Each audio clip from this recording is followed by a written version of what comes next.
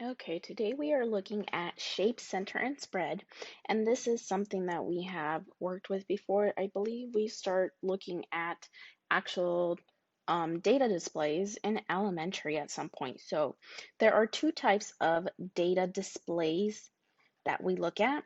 We have our numerical data and we have our categorical data, which we discussed in the previous lesson.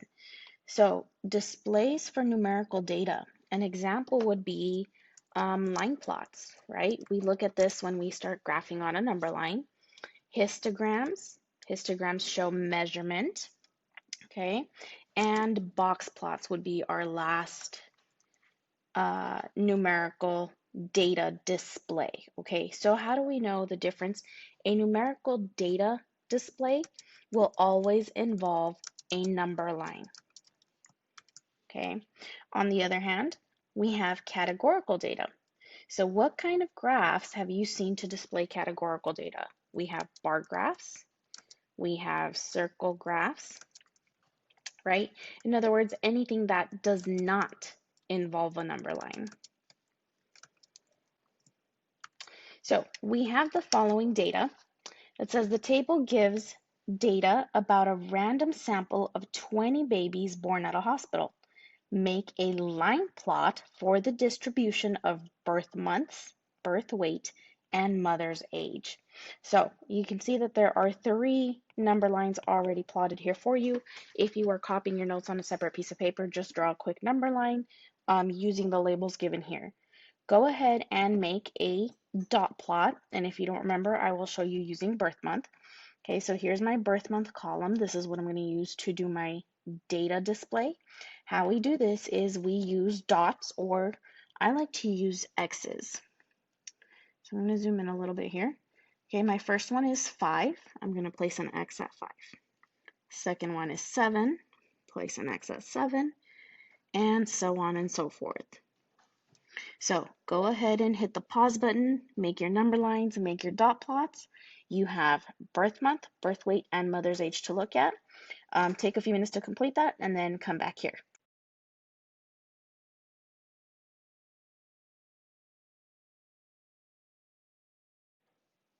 All right, so you should have your 3 graphs plotted with all the data, and you can take a look at these and just observe the shapes, right? Our reflection question down at the bottom is asking us to describe the shapes of the distributions.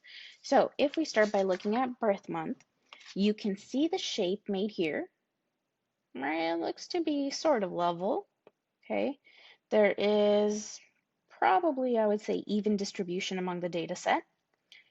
Birth weight, you see that mountain shape there, right? It starts off with one data item, increases in the center, and then decreases back to one data item.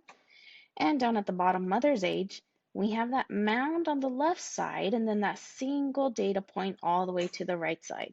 So how can we describe these data distributions? Just as I explained, okay, let's start with birth month.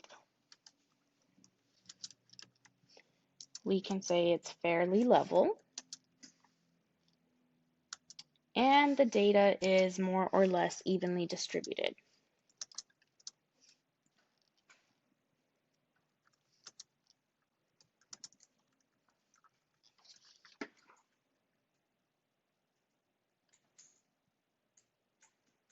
Okay, for birth weight, there is a mound in center.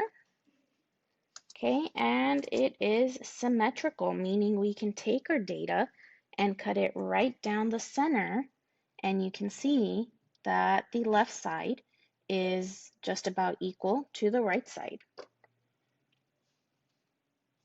And finally, for the mother's age, there is a mound to the left with a tail to the right. And in this case, our data is asymmetrical, or asymmetric, meaning that it is all to one side and not evenly distributed.